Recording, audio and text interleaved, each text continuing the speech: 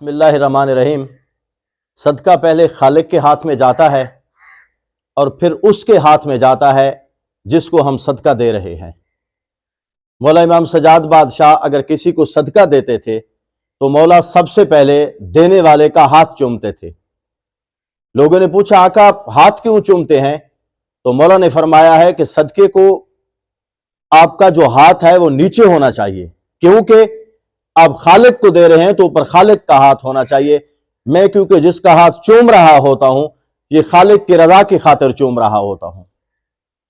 میرے محترم ناظرین، آج جس کار کوٹھی اور بنگلہ کے چکر میں ہم پڑ چکے ہیں، اور اکثر ہم کہتے رہتے ہیں کہ ہم نے یہ ایک چیز انویسٹ کرنی ہے، فلاں بہت بڑا انویسٹر ہے، اس نے پلاٹ لیے ہیں، پراپرٹی ہے، یہ ساری چیزیں ہیں۔ اچھا اکانومسٹ ہے کون؟ اچھا انویسٹر وہ ہے جو صدقات کے ذریعے خالق کے ساتھ تجارت کرتا ہے۔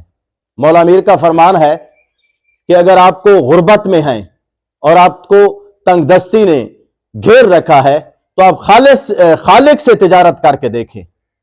اچھا جو انویسٹر ہے، اور واپسی کتنی ہوتی ہے؟ تاریخ بتاتی ہے کہ 70 گنا خالق آپ کو واپس کرتا ہے۔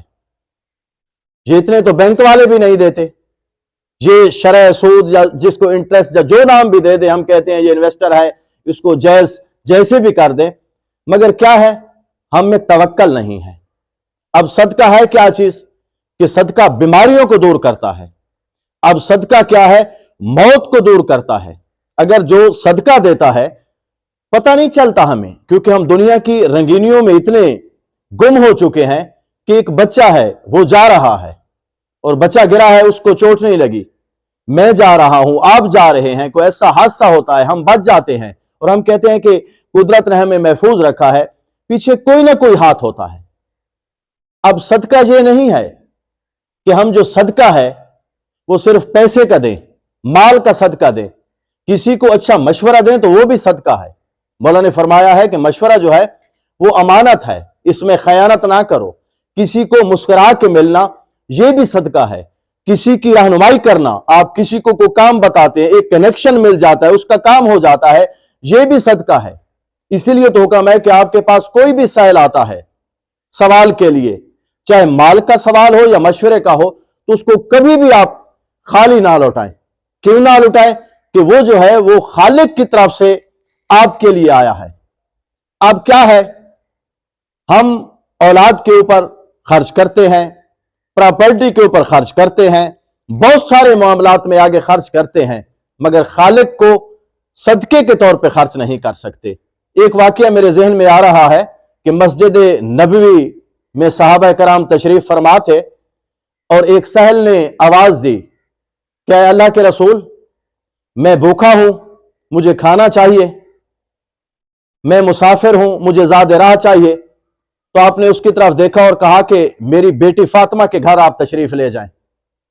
وہ سائل جناب سیدہ کے پاس گئے تو بی بی نے تاریخ کہتی ہے اس کو ایک کپڑا دیا۔ جب سائل کو کپڑا ملا تو اس نے کہا بی بی اس سے میری ضرورت پوری نہیں ہو سکتی، مجھے کھانا چاہیے، زاد راہ چاہیے۔ تو بی بی نے اپنا ہار، گلو بند اور زیور اس کو دے دیے۔ وہ واپس آیا مسجد نبوی میں اور مولا کے سامنے پیش کیا کہ آقا یہ آپ کی بیٹی نے مجھے عطا کیا ہے۔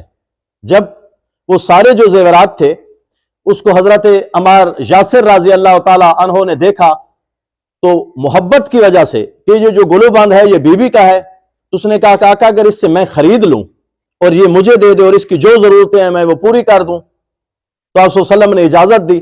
اس نے وہ گلو بند لیا اور جو مسافر تھا اس کی ساری ضروریات کے ساتھ اس کو روانہ کر دیا۔ اب کیا محبت تھی کہ جناب ہمارے یاسر کو پتا تھا کہ رسول کی بیٹی کا یہ ہار ہے، کسی عام ہاتھ میں نہیں جانا چاہیے، تو اس نے گھر جا کے اپنے غلام کو کہا کہ آپ رسول خدا کی خدمت میں جائیں اور یہ ہار واپس کر دیں کہ مجھ سے یہ برداشت نہیں ہوا کہ یہ ہار کسی بازار میں فروخت ہو، کیونکہ یہ آپ کی بیٹی کے گلے میں ہے۔ کمال محبت تھی۔ وہ غلام آیا اور آپ نے کہا کہ آپ جب گلو بند اس کو دے دیں بی بی کو تو کیا کریں؟ آپ بھی آزاد ہیں۔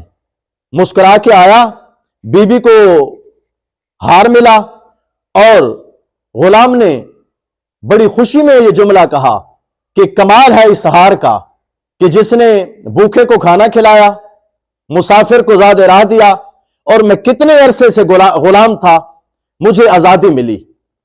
अब क्या है हमारी सोसाइटी में कि हमारे पास अगर कोई आ जाता है तो कमर्शियल तल्लक की वजह से हम सिर्फ अपनी ज़रूरतें या उनकी ज़रूरतों का ख्याल करते हैं जिनके साथ हमारे बाद में रवाबित होते हैं। तारीख में यह मिलता है कि जनाब मूसा से भी खालिक ने पूछा, क्या मूसा मेरे लिए आपने कोई काम किया?